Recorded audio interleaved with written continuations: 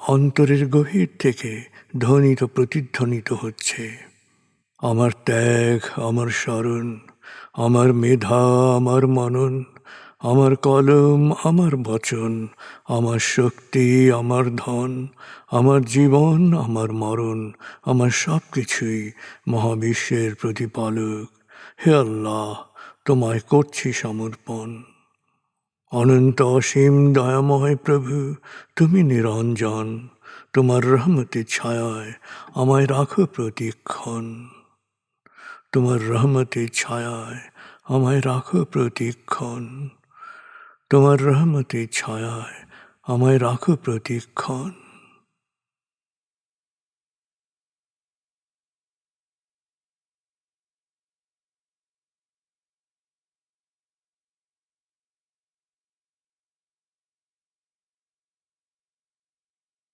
নিজের সব কিছু স্রষ্টায় সমর্পিত করতে পারায় গভীর আনন্দ অনুভব করুন।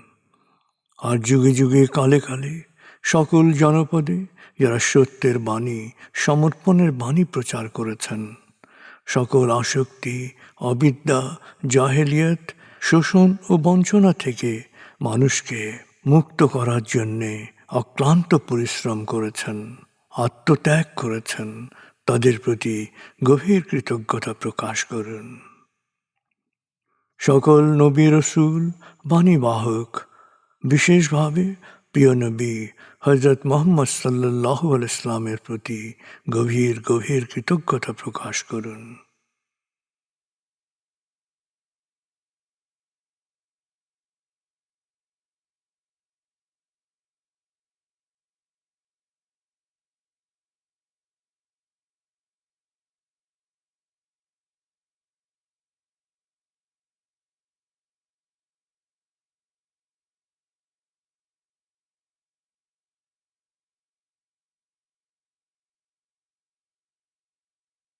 এবার নিজের জীবনের ধাপগুলোকে খেয়াল করুন।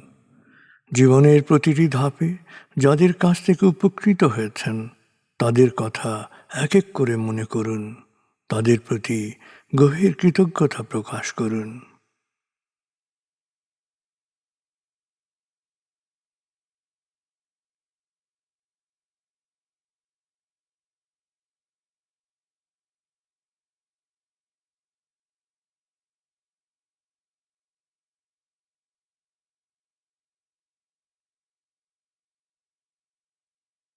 মা, বাবা, অভিভাবক যাদের কাছে আপনি লালিত হয়েছেন তাদের সাথে গভীর একাত্মতা, গভীর সমমর্মিত অনুভব করুন।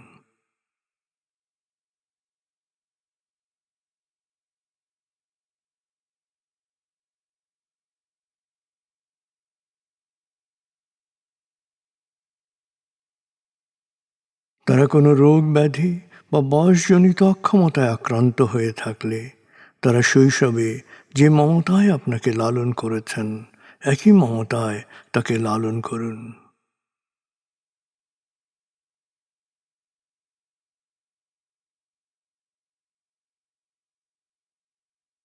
তাদেরকেও পৃথিবী ছেড়ে চলে গিয়ে থাকলে তাকে গভীরভাবে অনুভব করুন, তার মাগফিরাত বা অনন্ত প্রশান্তির জন্য দোয়া করুন।